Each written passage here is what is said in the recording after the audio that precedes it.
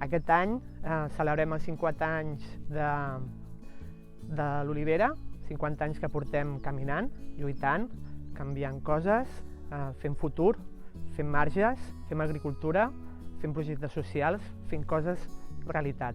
Són 50 anys de lluites, de somnis, també d'algunes frustracions, però sobretot d'anar construint un projecte fruit de molta gent i de molts amics que han col·laborat i sobretot de fer realitat aquesta utopia. Creo que es un buen proyecto. Trabajar con gente que le cueste encontrar cosas está bien y ayudarles también. L'Olivera és un gran projecte. En aquest moment 80 persones, amb molta passió, molta motivació, que treballem de forma conjunta, tècnics, professionals, gent amb diverses potencialitats, amb un objectiu comú, fer uns vins i olis de gran qualitat i ocupar a la gent i viure satisfets amb la feina que fem.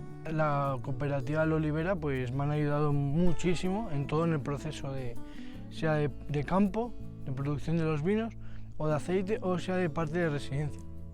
Me han ayudado en el proceso de seguir para adelante. Cuidem les vinyes de manera molt artesanal, una a una, com també cuidem a les persones per acompanyar en aquest procés d'autonomia, d'autogestió i que fa que ho vulguem explicar en aquest llibre, on es commemoren aquests 50 anys, i per això necessitem de la vostra ajuda per fer-ho possible entre tots i totes. Jo animo a la gent que compri el llibre, així coneixen més bé a l'Olivera i a la gent que treballa, a la gent que hi viu, a la gent, a les maneres de com entendre aquestes persones que a vegades pot costar no entendre. I aquesta vegada estem fent memòria, estem escrivint un llibre amb moltes mirades i moltes veus i per això seguim necessitant aquest suport per fer-ho possible i perquè aquest llibre, aquest producte final sigui el reflex d'aquesta història viva que és l'Olivera al final. Ens heu d'ajudar, ens agradaria que ens ajudéssiu molt. D'aquesta manera seguim donant oportunitats i celebrem els 50 tal com cal. 50 anys amb ganes de superar els 50 anys, pensant que el que ve després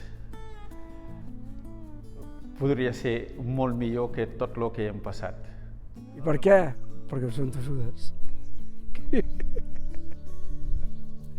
No hi ha una altra remei.